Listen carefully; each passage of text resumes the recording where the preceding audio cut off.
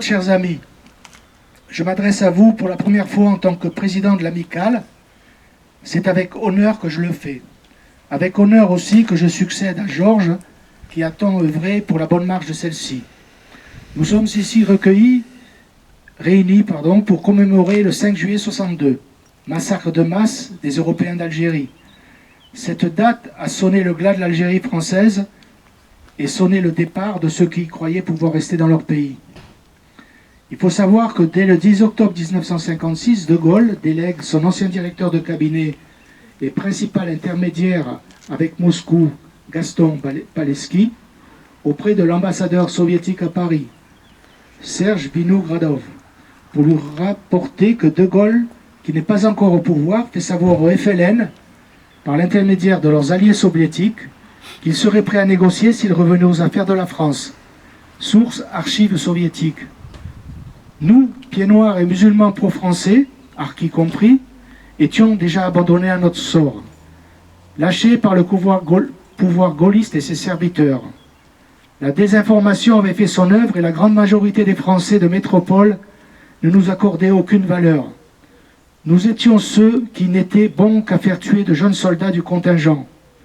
Ils avaient oublié le sacrifice des soldats de l'armée d'Afrique durant toutes les guerres où ils payèrent le prix fort. La mémoire est sélective pour certains. Qu'ils aillent au diable et se réadapter ailleurs, dixit l'ancien maire de Marseille, Gaston Defer. Nous savions que le FLN était capable des pires atrocités, car depuis le début de la fin,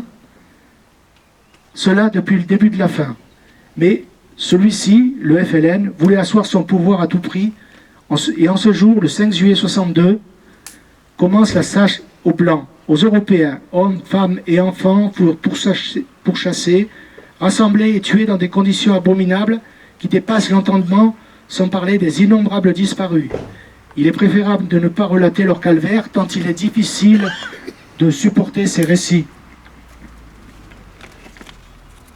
L'armée française, forte de 12 000 hommes à Oran et de 6 000 de plus aux environs immédiats, avait l'ordre de rester l'arme au pied et de n'intervenir sous aucun prétexte.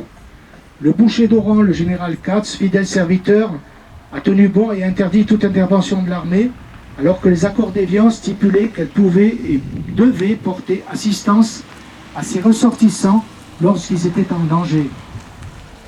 Début 68, Edmond Michelet et Jacques Chaban-Delmas obtiennent du président de Gaulle que Joseph Katz soit élevé au rang et à l'appellation de général d'armée.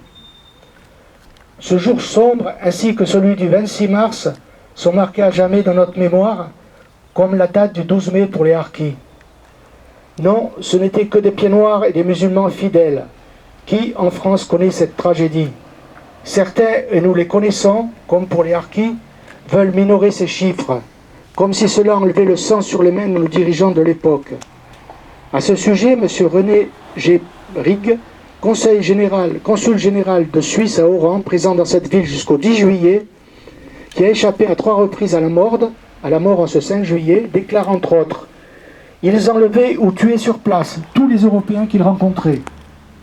Ces massacres auraient pu être plus importants sans certaines initiatives individuelles.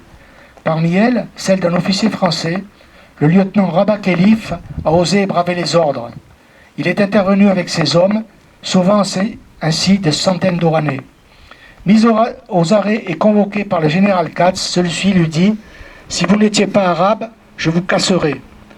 Le gouverneur général de l'Algérie jusqu'en 1958, Robert Lacoste, déclare « De Gaulle a fini l'Algérie comme un charcutier. Quand verrons-nous un président de la République française aller se recueillir sur les tombes des martyrs de l'Algérie française ? Jusqu'à présent, la plupart ont préféré faire allégeance à nos ex-ennemis, toujours en pouvoir depuis 1962.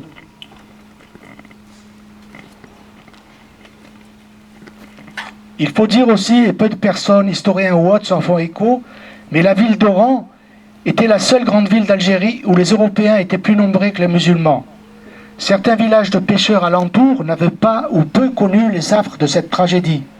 Les pieds noirs et les musulmans patrons pêcheurs avaient des employés de toutes origines, tels le port de Bénissaf et d'autres.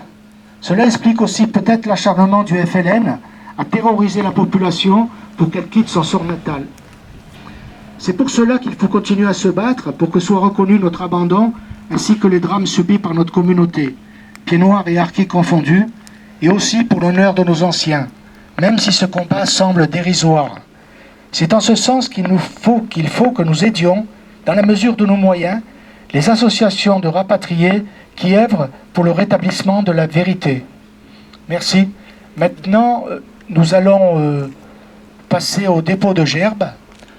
Donc la gerbe va être déposée cette année par Madame Colette Versini et par Monsieur Jean Moulinier.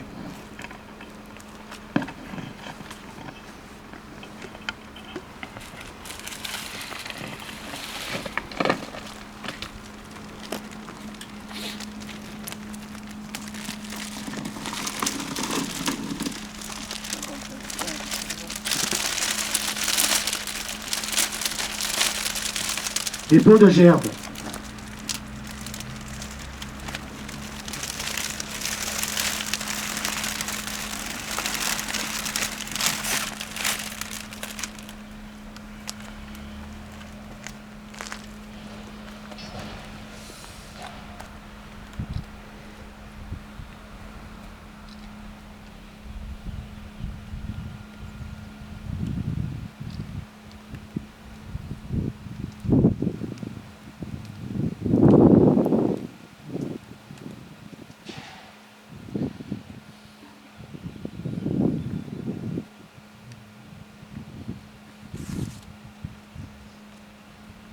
Merci.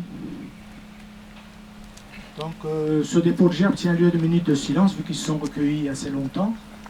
Donc j'avais oublié de demander si quelqu'un voulait prendre la parole à l'issue de la petit discours que j'ai prononcé. Non?